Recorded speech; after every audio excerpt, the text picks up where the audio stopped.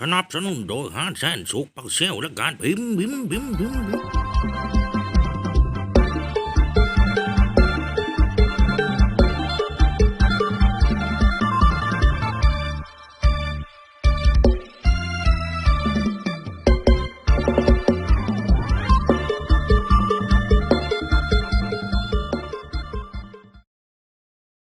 สวัสดีพี่น้องว่ามาพอกับนุ่มกับสินซ่องกับสินแนลคือเก่าเนาะพี่น้องเนาะวันนี้เนาะมาในเมนูตัมมี่นรกเนาะวันนี้นะ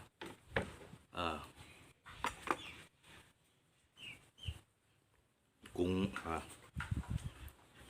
เขียบหมูนี่ปลาดอลลี่เพื่อน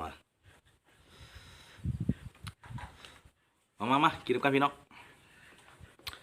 ฝากกดติดตามซ่องขอบชินแนลได้ด้วยพี่น้องเด้อกดไลค์กดแชร์กดซับสไครต์ให้ได้พี่น้อง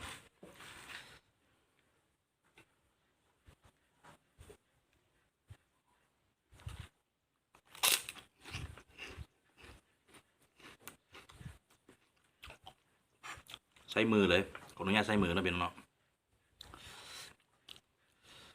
ปลาหมึก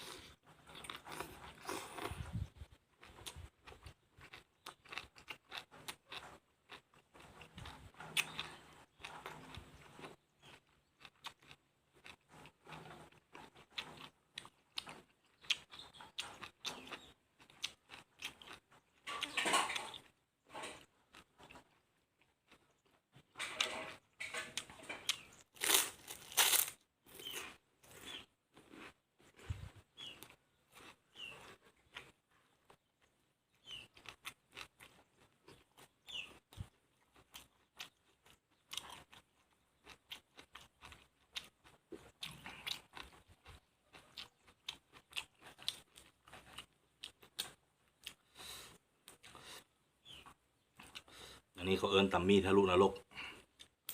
อันนี้กระจายให้นะพี่น้องเนาะก็เลยตั้งชื่อว่าตัมมี่ทะลุนรกได้ครับ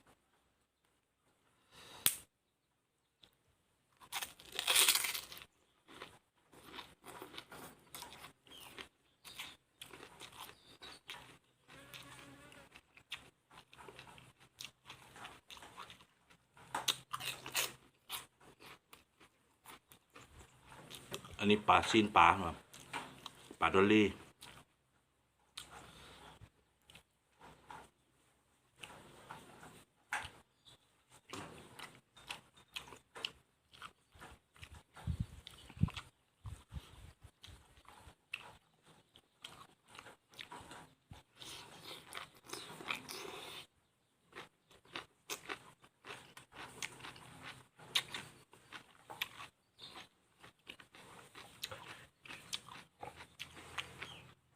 กุ้งพี่น้อง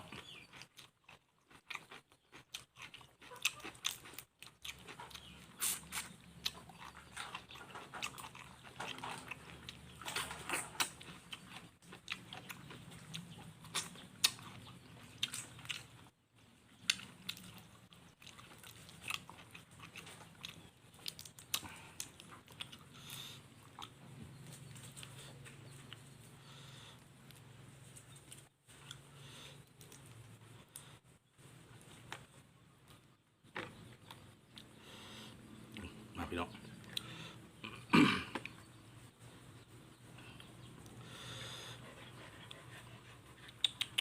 มากับพ่อมาเนาะ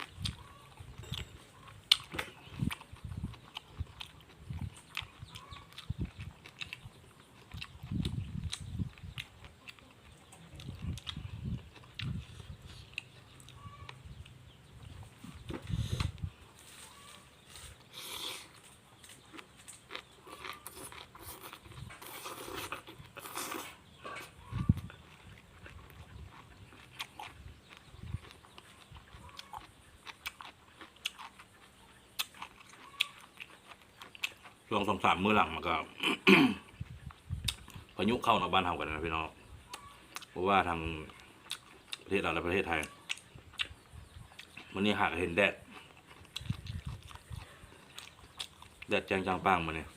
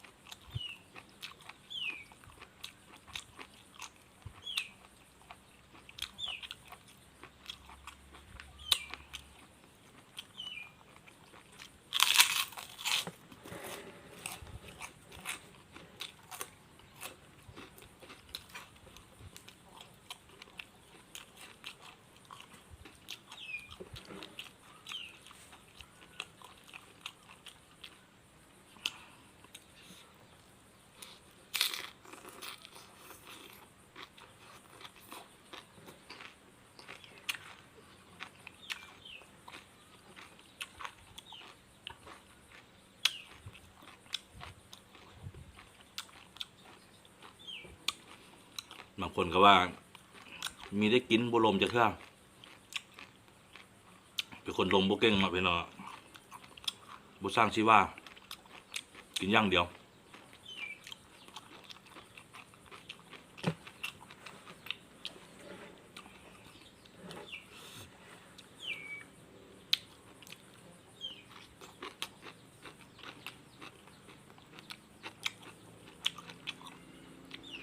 ชินปลา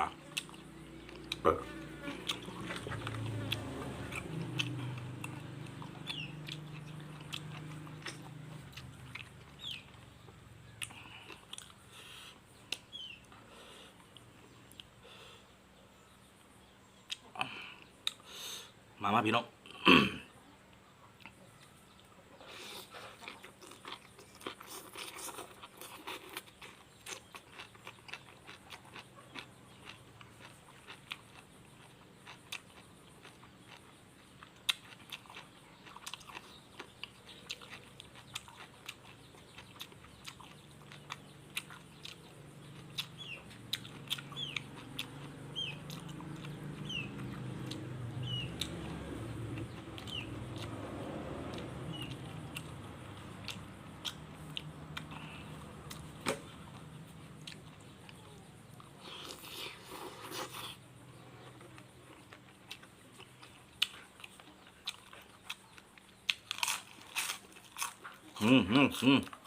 รวยแล้ว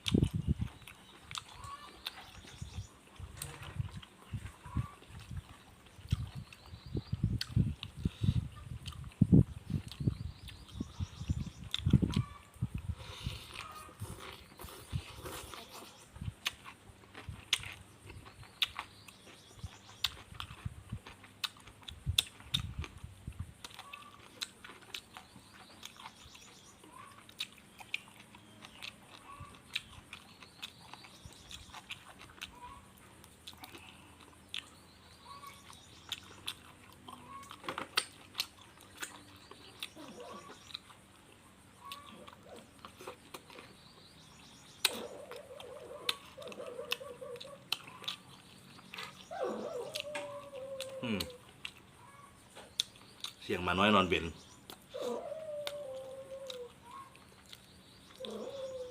จงไว้แน่จงไว้แน่จัน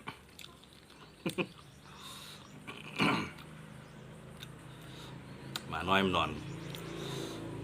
อนเบน เสียงมันค้าง